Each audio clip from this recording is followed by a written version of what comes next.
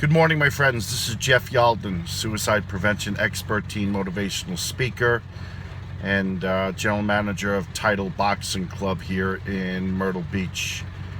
I want to wish everybody a happy Easter. I also want to share a very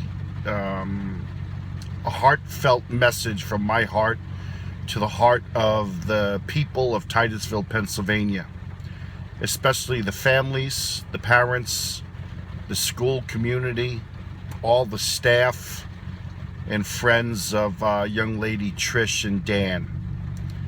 I don't know all the details, so please forgive me. I have not spoken to administration. I've not really spoken to anyone. I just got two very brief emails from different students asking me to come and speak. And I know I've heard from Titusville High School in the past about the possibilities, but it never came to fruition. And so two students just sent me an email about what's taken place in the past week. And I don't know the facts, I don't know the details, but from my understanding, two students may have taken their life. And I'm sorry.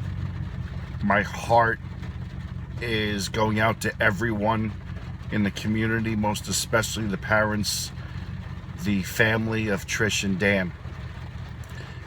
And so oftentimes I get these phone calls and these emails asking me to come and save the community now after something has happened. And what kind of bothers me, but is not important right now, is as communities we're waiting till after, and we never think it'll happen to us. We're a small community, 600 kids. Now all of a sudden, one 17-year-old, and a few days later, a young man, I think a freshman, maybe a sophomore, Dan. And then people are like, why? Why, Jeff, why is this happening? I don't know the details, but I know there's many reasons. And many people think that the holidays are the worst time for people suffering from mental illness or depression or contemplating taking their own life. It's not really the holidays. The worst time is the month of March, April, and May. And so now we're coming into the season where people are going to start asking questions because they have gone through it. At what point, America, are we going to wake up and start understanding that mental illness, teen depression, and teen suicide is more rampant than it's ever been before? So now I have to address the community of Titusville, Pennsylvania. And I want to share a message to, first and foremost, the parents and the families. My friends, I'm sorry. I wish I was there right now to give each and every one of you a hug and to say that it's going to be okay. I know you're probably thinking, Jeff, how can you say that? Because I have dealt with this countless times. And every family I've dealt with it has responded in very different ways. But in the end, we've all come to move forward. We have to. To all the students, especially the two young ladies that reached out to me late last night. This is not something a teenager should ever have to go through. Unfortunately, this is life. And sometimes the hardest things are the ones that make us the strongest. Sometimes it's the unexpected that wakes us up. And so for all of you, I think what is really important is we come together. We take a really deep breath right now. And we accept the fact that what has happened cannot be undone. As much as we wish it could, it can't. It's done. It's over. I'm sorry. But what do we do now, Jeff?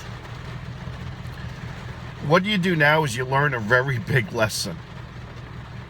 That there are so many people in life that are hurting for whatever reason.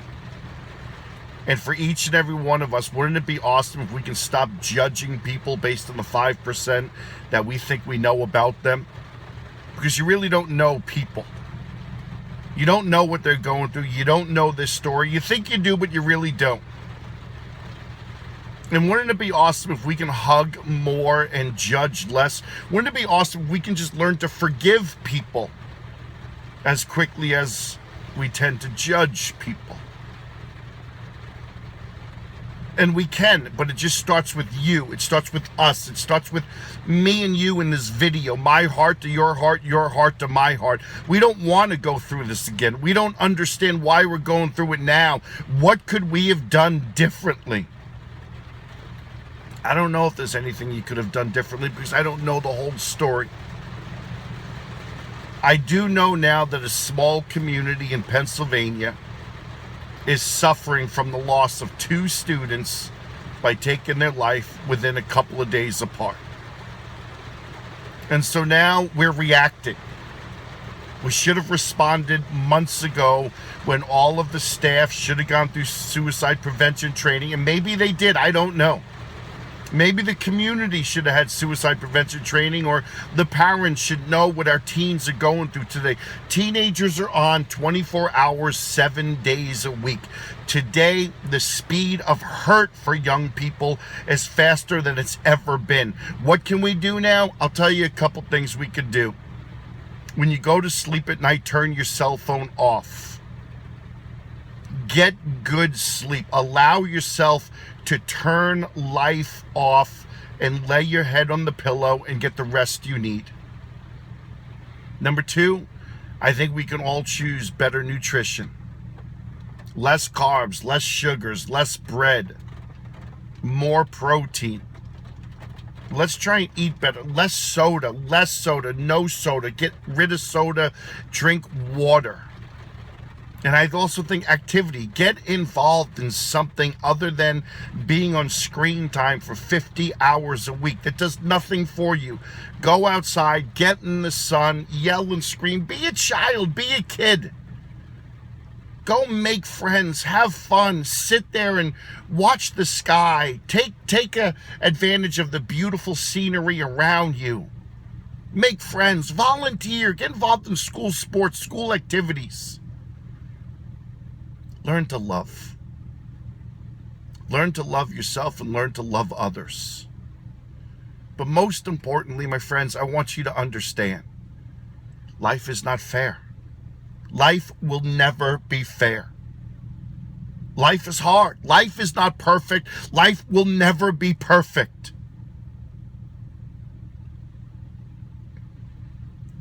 My friends, one of the greatest things that I've ever done in my life, when I was in the dumps and hospitalized for depression,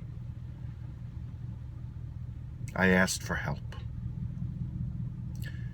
And so that each and every one of you are hurting, and right now you're asking so many questions, I'm going to tell you, if you have a trusted adult in your life, someone that you can talk to, someone whose opinion you value, people that you trust, open your heart and lose your ego and go to them.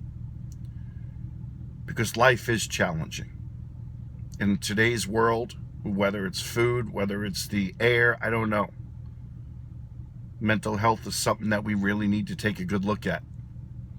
Depression, anxiety,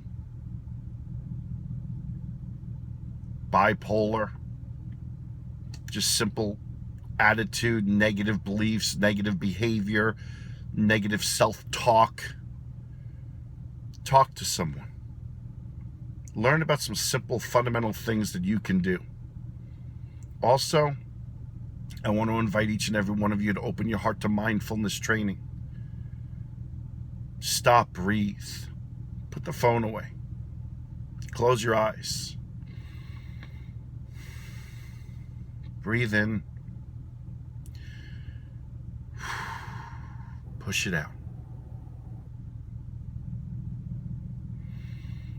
Inhale peace. Exhale love. Put your love out in the world. My friends, I'm sorry. I pray for each and every one of you. And I wish I can do more. If you want me to come out to your high school, then the administration is going to have to call me. Now is not the time, maybe in another week or two. And let me tell the community something. Let's not turn this and blame it on our administration and teachers. They should do more. No master's degree teaches any administrator or teacher how to deal with the loss of one of our students. And in many cases, we're damned if we do and we're damned if we don't. Let's not point fingers at anybody. Let's not blame anybody. Let's all look within ourselves and see as a community how we can come together now. And then we can love and hug and we can tell everyone it's going to be okay.